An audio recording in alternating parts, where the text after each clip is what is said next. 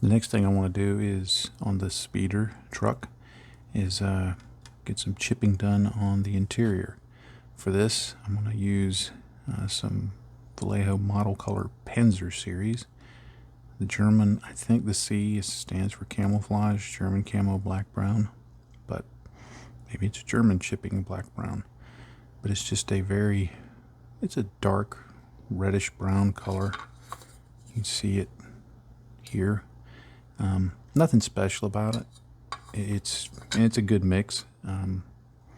It's easy to use right out of the bottle, but if you're going for a chipping that is going to look like it has some oxidizes rusting going for it, then this is a good color. But Citadel Rhinox hide, just to show an example, there's some that are maybe a little lighter. Chipping brown from Vallejo's Mecha Color. It's just a little lighter.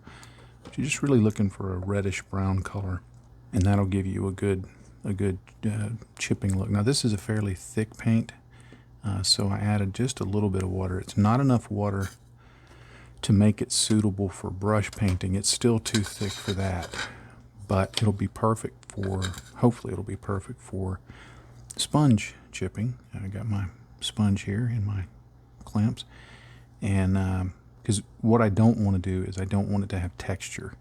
I don't want it to stand up, be visibly, have a visible texture, make it lumpy. I want it to be thin enough that when it dries it's going to be smooth, but I also want it to be as opaque as possible for what I'm going for. Now, of course, the floor of this thing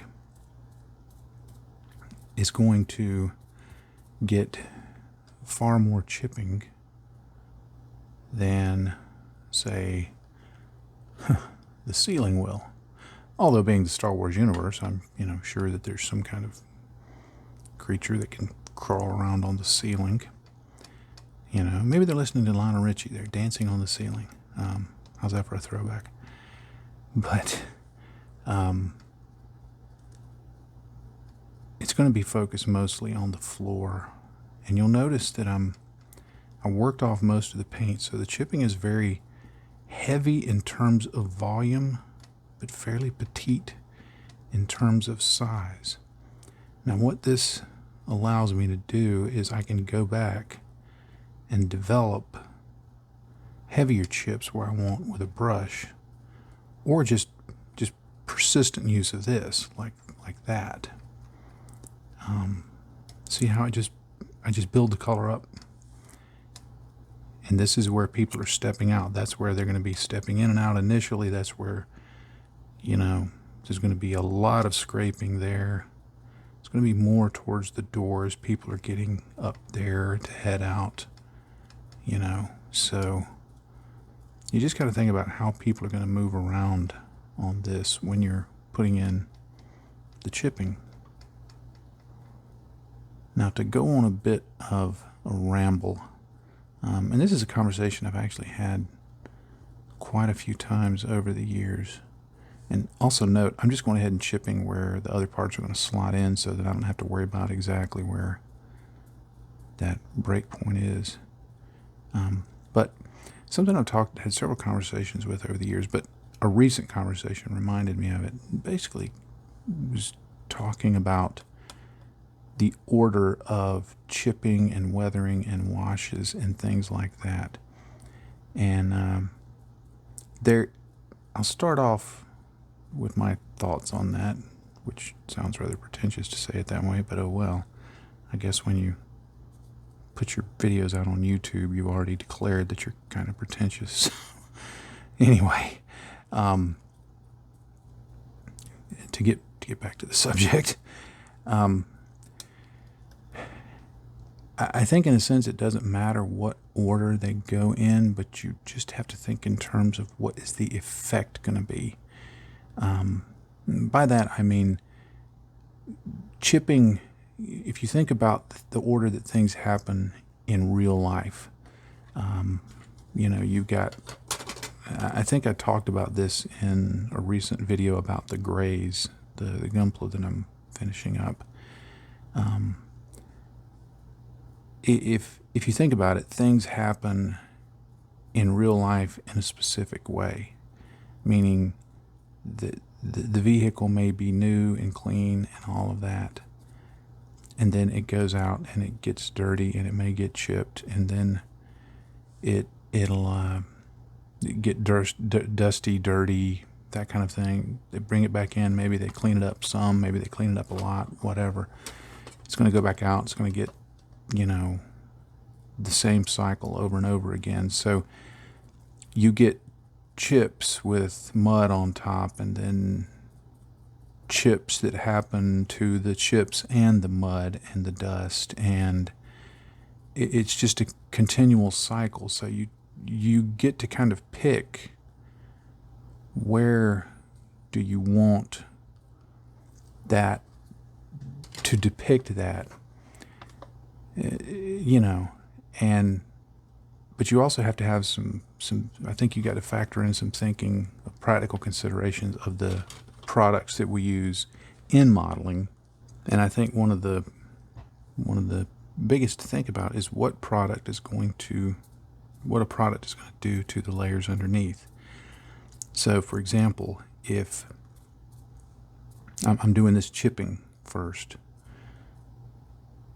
my plan is at some point in the future to add an oil wash or an enamel wash. I haven't decided yet. Probably oil anyway.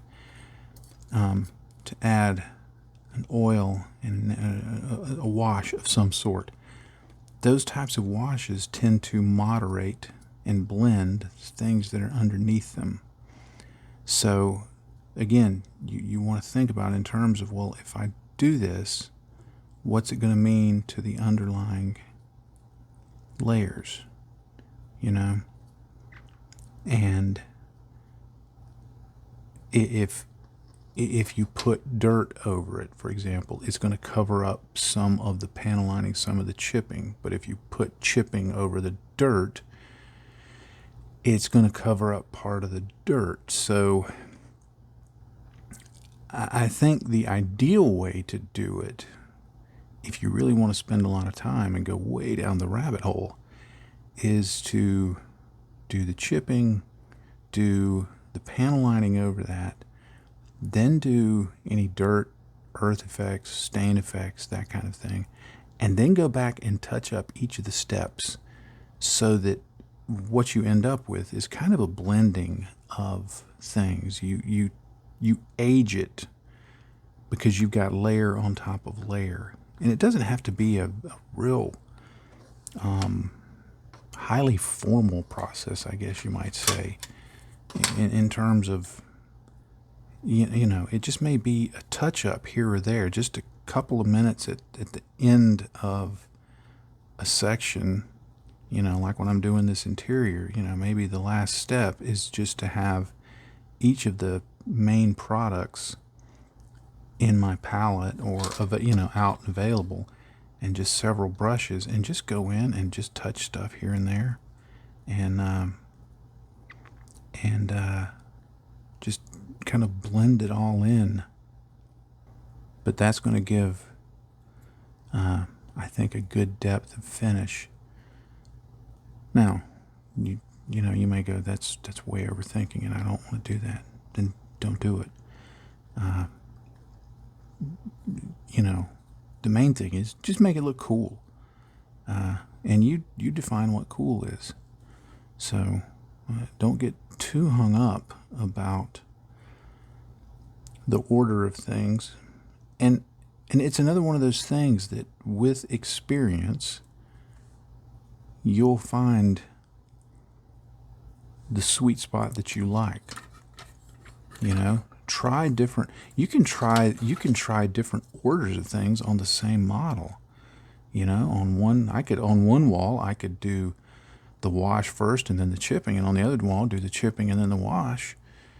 And it wouldn't be too hard to, if you decided one looked better than the other, to just go back and kind of blend it all together and make it look all one piece. But And that's another point to keep in mind, is sometimes things don't always weather the exact same way. You know, if you've got a vehicle that normally, let's say this, just normally, without anybody inside of it being transported, let's just for a moment just talk real world speculation. Let's say the crew of this is a driver, an assistant driver, and then you got, Private Snuffy in the back. His job is to just be in the back and, monitor these boxes or whatever. Make sure that this green light doesn't turn, yellow or something, whatever. So you've got 3 guys in there.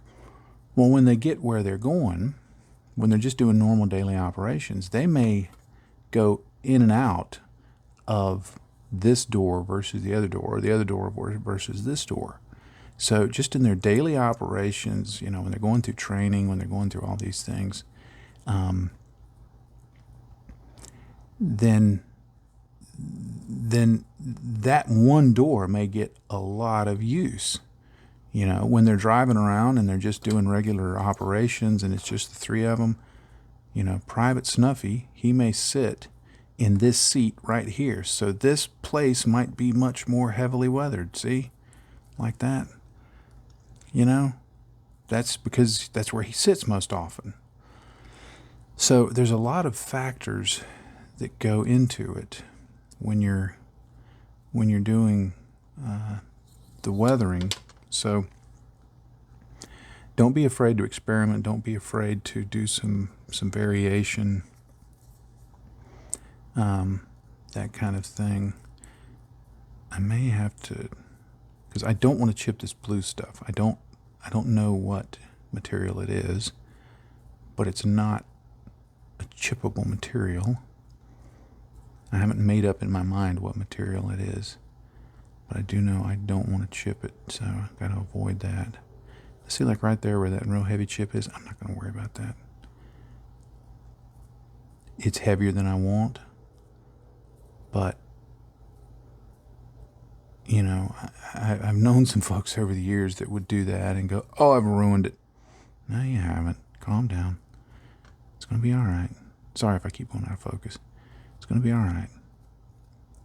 In the bigger scheme of things, if anybody's really focused in on that one little thing, they're missing the point anyway. So, anyway, let me finish this chipping. All right, I had the sponge chipping done. So now I'm just going to go in with a liner brush. And this is just a cheap synthetic one. And I've thinned the paint a little more so that it's more appropriate for brush painting. It's right at the point that you could brush paint it generally and still get a smooth finish.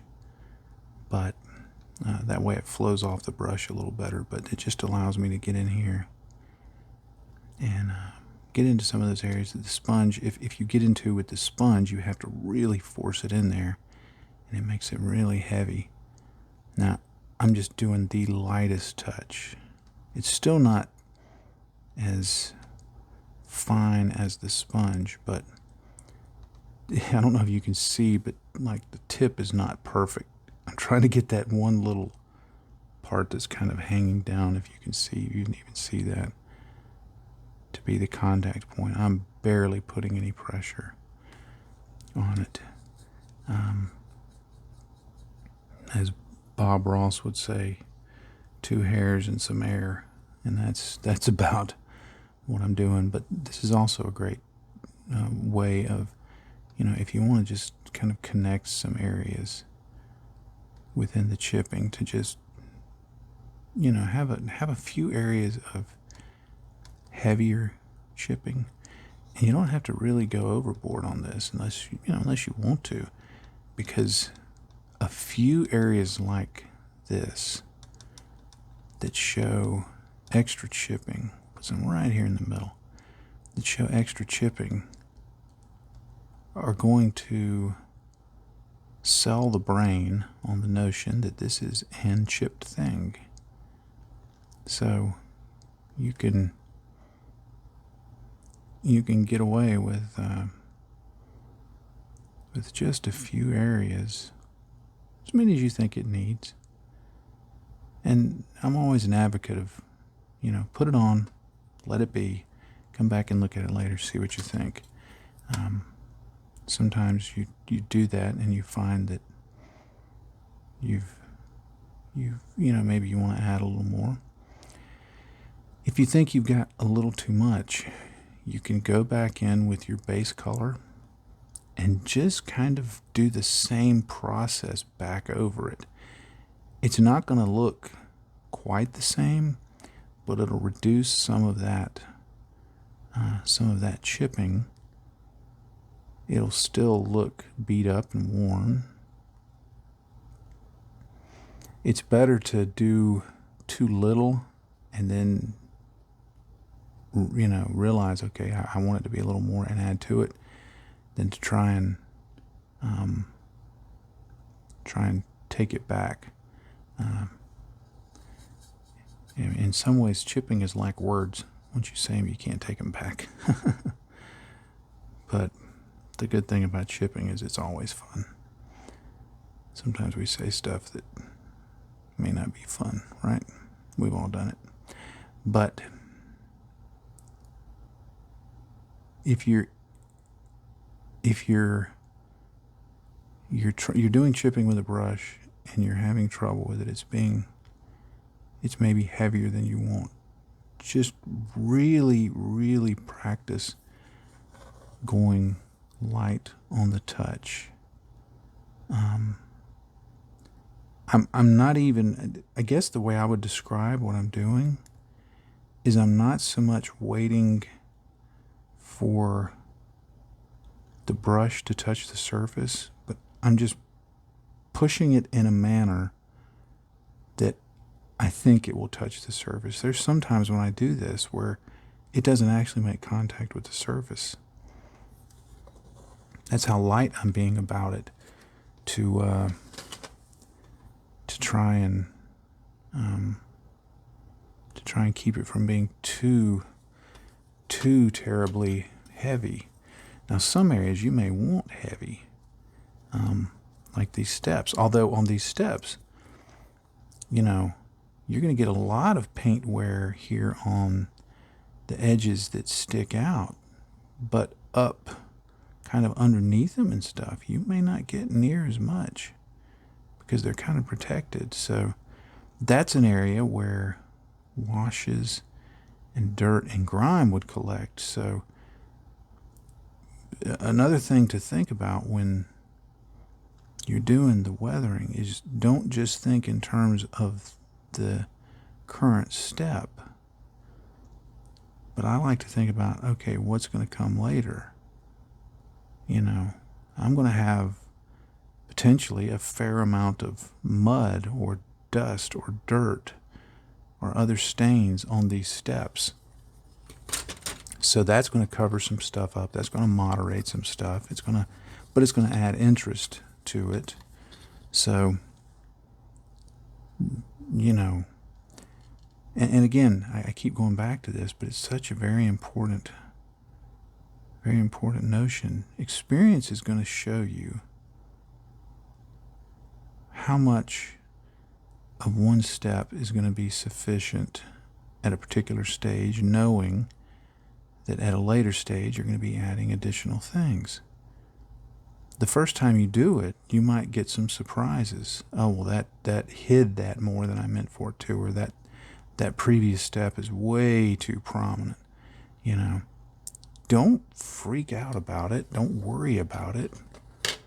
Don't go to great, crazy steps to try and fix it. I had a conversation with somebody, very nice. I think he was a young man, but I may be. I know he's a guy, but assuming by the name, but I think he was young. One, because he seemed really enthusiastic, and us old guys, we're just not that enthusiastic. But anyway, he was painting a mini, and he said he had just gotten into wargaming, was painting a mini, and was had done some kind of wash, and it wasn't looking good, and he was wondering, should he strip his Mini? And you know, and I said, we were having an email exchange, and I said something like, you know, here's some steps you might do to adjust that. I hesitated to use the word fix, because he sent me some pictures, and I thought it didn't look bad, given that this was like his first or second figure he'd ever painted. And he came back and he goes, no, but I want to try and enter this in Golden Demon. Now, I wasn't going to squash his dreams and say, son, you ain't going to win the Golden Demon. But, I mean, it was a decent Mini, but it was the kind of Mini you would expect somebody who had never painted Minis to paint if they had watched a few Warhammer videos and they went in and they put in their base colors in a fairly sloppy fashion, put a wash over it and a couple of highlights. That's exactly what it was. It didn't look bad. It was like 95% of most of the figures you're going to see on the tabletop. But I tried to gently convey to him that what you need is experience. It's kind of like, the Wizard of Oz. You got the Tin Man and you got the Scarecrow and you got the Lion, and they all need these things, and they've got to get those certain things to be able to do stuff. I think of all the modeling steps I take. I like chipping the best. There's a lot of them that I enjoy, but chipping, I think it goes back to when I was a kid, and somebody showed me, a friend of mine, Steve Bertman, lived up the street from me in Tallahassee, Florida, and he showed me a technique that somebody at the model shop had shown him, where you took a brush, kind of a flat brush, and dipped it in our trusty bottle of Tester's silver paint. You remember that paint if you're an older guy. You may remember if you're a younger guy. But that silver paint that would never, ever, ever fully dry. And he showed me how to dip my brush into the paint and wipe off most of it onto a paper towel. And then he showed me how to do dry brushing, which just completely blew my mind. Now, what that meant is that from that point on, every model I built had this bright silver dry brushing on every single edge. Now, it looked cool to me because it looked, it looked metallic, and my favorite was to do that on propeller blades, because by the time I learned to do that, I was mostly building aircraft. I had gotten out of building. When I was younger, I built, my preteen years, I built a wide variety of things. But by the time I was a very young teen, up into my mid-teens, before I quit modeling, discovered girls weren't icky, and basketball was also an option. But when I was building aircraft, man, those propeller blades, I'd paint them black, and then I would dry brush the heck out of the edge of them. And I started figuring out that, you could take the brush and instead of dry brushing, just touch it against the edge and get an even sharper chipping look. So I did that, and boy, I thought that was the greatest technique ever, So I still love chipping. I try to restrain it, and I try not to use bright silver anymore, except in very rare cases, because it doesn't always work well. But chipping is, if I'm ever needing to show restraint, it's in chipping. I want to start my oil wash, and I'm using some of this 502 Abteilung Starship filth for the wash. And I just use some odorless thinner, mostly odorless thinner, and then several drops of the VMS Oil Expert just to speed up the drying. Now, I like using a liner brush to do this if I want to be a little more precise, but I don't worry about being too precise. Because you see, it's very flowy right now. I've thinned it enough so that it's very, very flowy. And I just kind of touch it around like that, and it just goes. So it's a real easy process. Now, if you do it a little faster, if you do it a little sloppier, you're going to have a little more to clean up. But that's okay. It's oils. They clean up fairly well. Now, this is not over a gloss coat. Some folks think you have to put oils and enamels over a gloss coat. You don't. If you don't, now you see how it's bleeding? Right there, right there. Because this is a fairly matte surface, I'm getting more bleed. But I'm okay with that, because it's just going to make it look much dirtier. And when I go back and do some cleanup, I can get up some of that. I did another piece earlier, and you can see all the staining on it, but I'll be able to clean up most of that. And it's just after a while you figure out what works for what you're trying to achieve. Now, if you were trying to achieve a very sharp finish, in terms of you didn't want it to be quite so dirty, or you wanted the oil application to be very crisp, and then you wanted the later steps maybe to add more weathering, then you might want to add a gloss coat or a satin coat. You have to be careful with satin coats, because to be honest, most satin coats I've used are really either dull, if I can make the distinction of, they're either dull gloss or less than matte, meaning they don't do the thing that you want them to do, or that I want them to do. A good satin coat is truly somewhere between, matte and gloss. It should impart a smooth enough surface that you can do applications like this without a lot of bleeding, but it shouldn't impart a lot of shine. That's what I look for. So if you're not sure about doing this over matte paint, if you're concerned about the bleed, but you're not wanting to deal with a full gloss coat either, and of course if you put a gloss coat over it, it's not going to hurt anything. You can always go back over it with a matte coat. But the wash will flow differently around each of those finishes, and it's definitely easier to clean up with the gloss coat. But this method definitely is going to give you much more of a weathered look, because when I clean it up,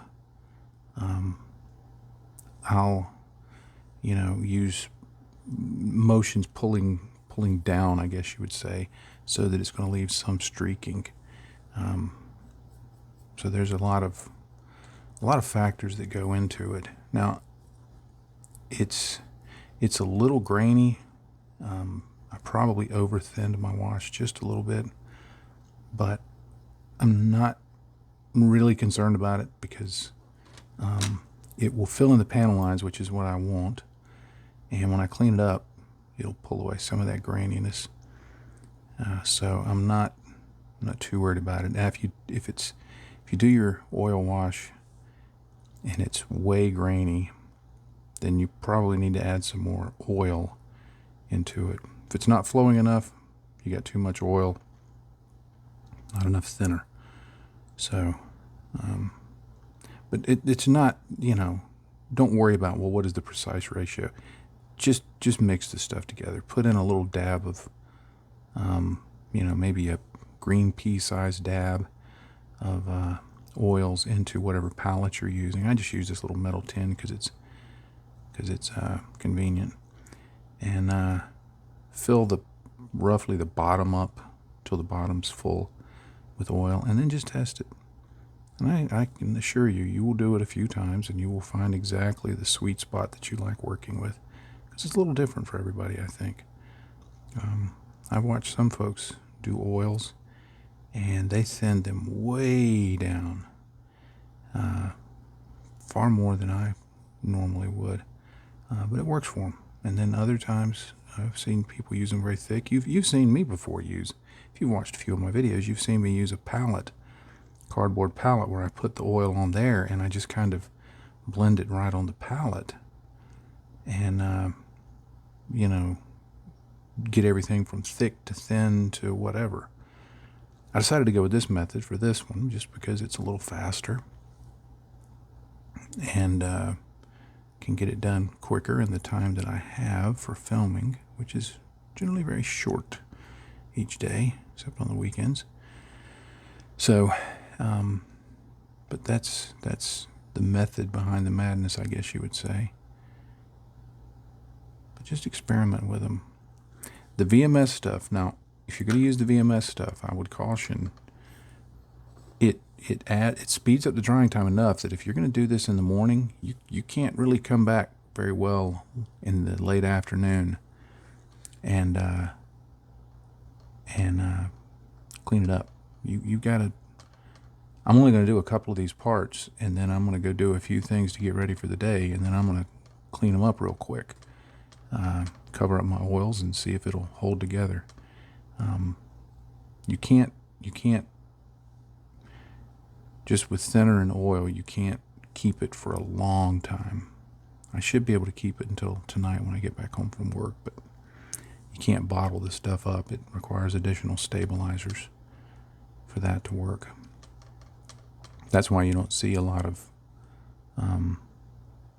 you see bottled enamel washes, but you don't see bottled oil washes generally, because you have to put in some kind of stabilizer to keep them from separating and, you know, getting all gunky and nasty, and that kind of takes away, apparently, from the, as I'm told, takes away from the qualities of the oil. So that's why it's easier for them to package enamels rather than oils.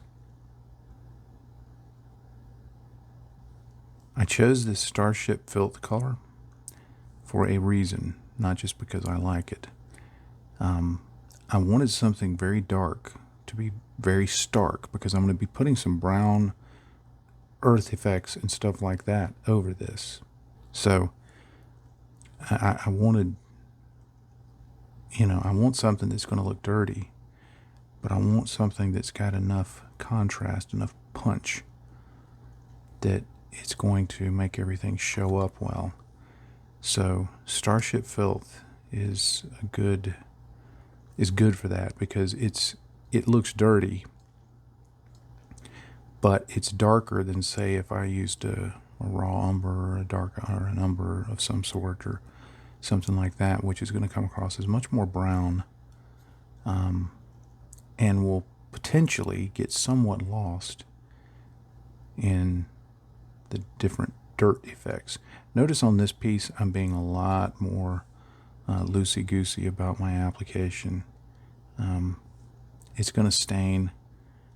I'm just going with it. I'm not worrying about it. See all that staining there? A lot of folks see the staining like that and they're just going to panic. But the beautiful thing is, I can take Q-tip, just clean it up. Now, it's best to do this when the thinner has flashed off. But just to show you, you know, you can. And if you get that tea staining and you kind of like it, then just go ahead and put it in everywhere. You can clean it up, stain everything. It all looks the same. That definitely leaves a very, very, very grimy look. So don't be afraid to go with it. This is what I was talking about. I don't remember which video it was, but I was talking about weathering and how weathering can be, it may have been this one. Weathering can be a very serendipitous process. So, sometimes the weathering dictates the weathering. And I think when you kind of embrace that, it frees things up. You're not so worried about absolute precision, but you're looking at it from the mindset of, okay, this stuff's supposed to be dirty. And then another little thing that I do that I don't know that I talk about. It's not like it's a secret, but I get this on there. If it needs touch-ups, I'll do that later. But then later on in the process, later applications of things may cover up some panel lines. They may need to be boosted. They may need to be enhanced. I'll use everything from mechanical pencil to acrylic washes to more oil washes or something like that.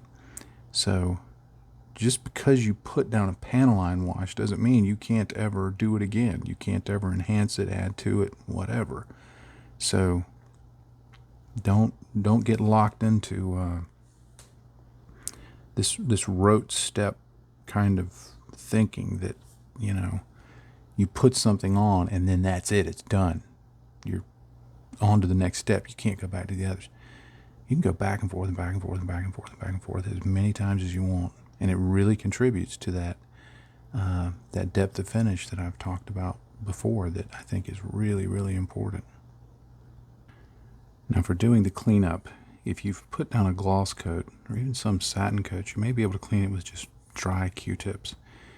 Because I went over a matte coat with this, I've got a little bit of thinner in my palette, and all I do is I just touch the Q-tip into the thinner, and then I just roll it onto this and get most of it off. I just want it just barely damp, and then I just start cleaning it up. Now you can be as pedantic as you want about cleaning, or you can be very loosey-goosey. Be aware that if you do rub very vigorously with the thinner over these acrylic paints, it may lift it up. It's not that the thinner dissolves the paint. It's just the rubbing motion, especially along an edge, may take stuff away. You can see where that happened right here, because I was getting very vigorous in my cleanup. However, I looked at it and I said, it looks like chipping to me, so I'm not worried about it. But if you do get that coffee staining, you can clean it up. Like I can come up here and clean it like this. And notice that I'm streaking it down so that it looks, it leaves behind some streaks. It leaves behind some tinting. And you can go across to move it and then bring it back down. But another thing you can do is just go in, start doing that, just pounce it. And you see how it starts lifting it up, but it starts blending it, and it leaves a very, very dirty finish. So it takes away the coffee stained look, but what you're left with is something really grimy. And it's really cool. You can develop this. You can go back and do it. I mean, there's times that I do this deliberately, that I'm not doing a panel wash, that I just put a blob of oil on and let it dissolve. And once it dissolves, or once I start cleaning it up like this, it just leaves a really nice, grimy finish. So I think that's an important point that I've always felt. I've talked about it some. People have asked, I've been in discussions, or people have asked for my opinion or whatever about, what makes how do you count somebody as a professional modeler? And I always ask the distinction. I said, do you mean professional or experienced? Because professional to me is somebody who makes a living doing something. That's purely what it is. You know, you see these things on eBay that say pro built, and what they're meaning is I think I'm really good. But to me, professional means you earn a living at it. I'm a professional web developer. You know, it's not a hobby of mine. The company I work for, we manage hundreds of websites. But the distinction, I think, for being an advanced builder,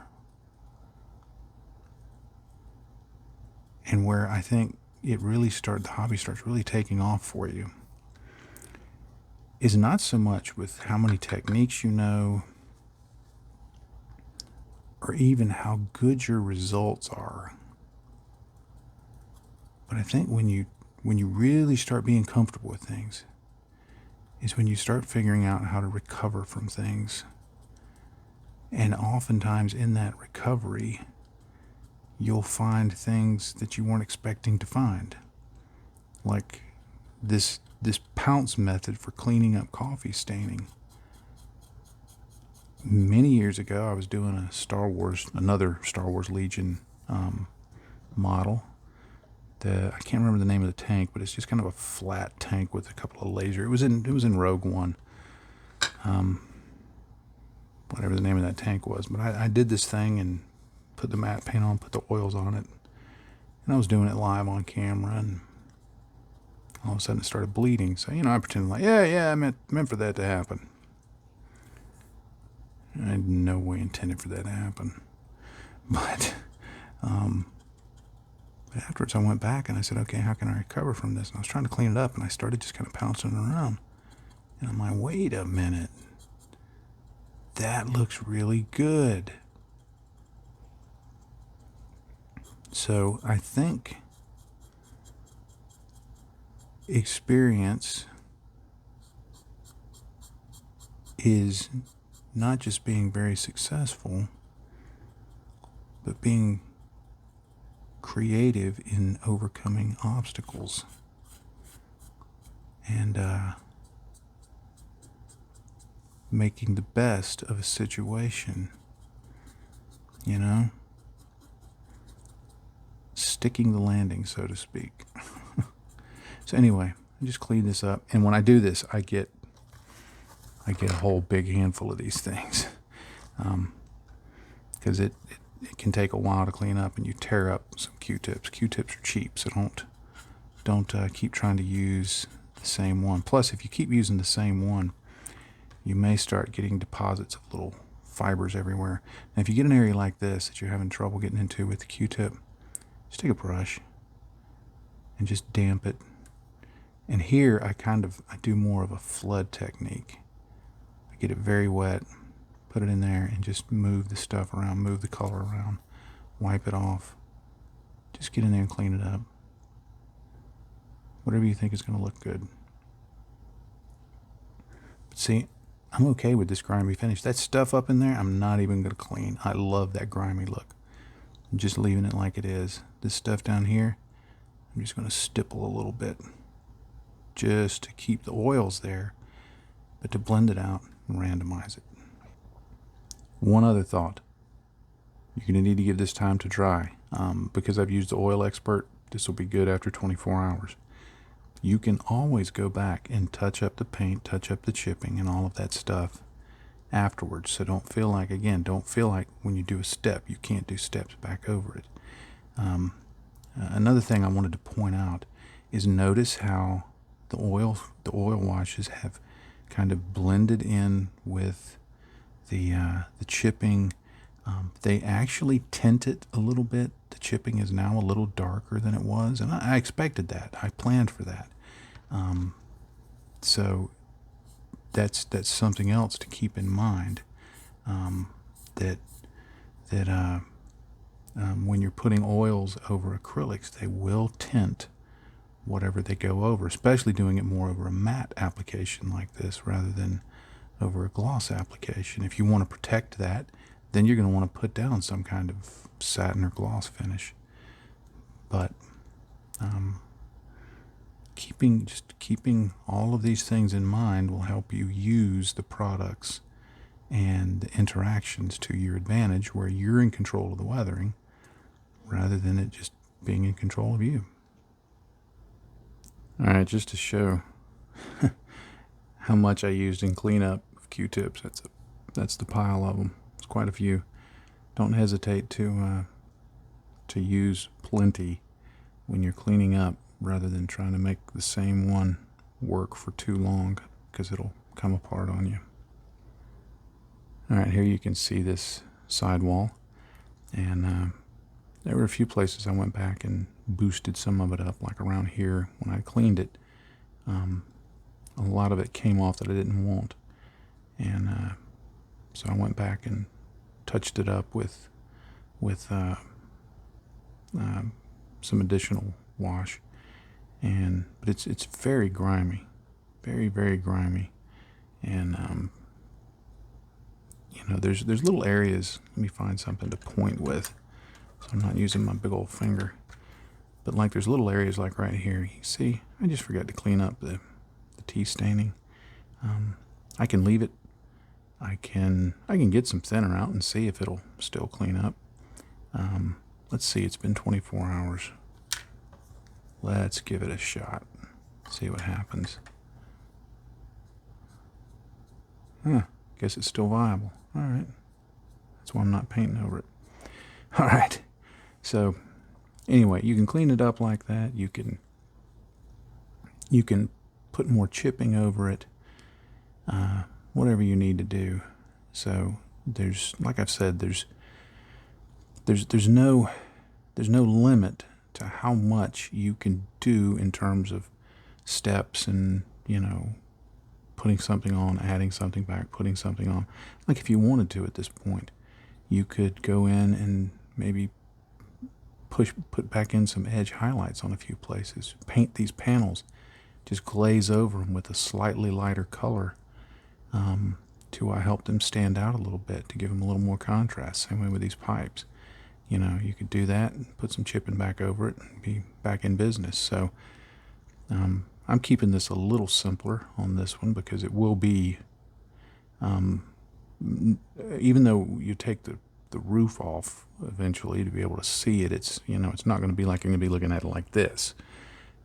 You'll be looking down into the model at an angle. So wow, look at that right there. How did I get I guess I got that from those red things and didn't even notice it. We'll call it blood. So that's how it's ended up looking. You can see how the floor turned out here. The combination of the chipping and the wash and the dirtying up really makes it look dirty. Probably what I'll do is, when I put some dirt effects on, I may use pigments. This would be a good place to use pigments because nobody's going to be handling it. I may use pigments. I may use some of those Vallejo washes. I may use both. I'll probably go for a lighter color, just so there will be a little more contrast. Contrast is really important when you're thinking about how you're finishing any model, whether it's painting it, decals, highlighting, shades, chipping, all of it. Having some contrast in some ways is going to really help things stand out. Like this would not be a bad area. Again, I'm not going to do it, but this would not be a bad area. Say this were an external thing and you wanted these grills to stand out a little more. It wouldn't be a bad idea to do a very light dry brushing, or just take a brush and do a very fine edge highlight along those grill parts, just to help them stand out a little more, because they've gotten kind of blurry. And this would also be another area that may be a good candidate for saying, okay, I'm going to do the washes first, then the chipping, because of this effect. But there's several ways to recover from it. So again, don't ever feel like, well, I can't recover from this. It's just paint. Paint over it, blend it in, sponge it in, stipple it in, glaze it in, do all those things, and get it looking like you want. So But I'm pretty happy with that overall. Well, I actually planned to do a little more in this video. I planned on starting some fluid staining and things like that, but I took so long rambling about the chipping and the oil washes, that I think it's come up on, this is probably a reasonable time to call it a video. So, but I do hope that this has been helpful in giving you stuff to think about for when you're doing your chipping, when you're doing your oil washes, how to work with those products, how to think about using them. And I just hope it's been helpful in a way. So next video for doing the interior of this will be about, I'll start off probably with fluid stainings and earth effects and things like that, and then we'll just see where it goes from there. So thank you very much for being a patron, and as always, if you're not having fun, you're doing it wrong. Happy day to you, friends. Bye-bye.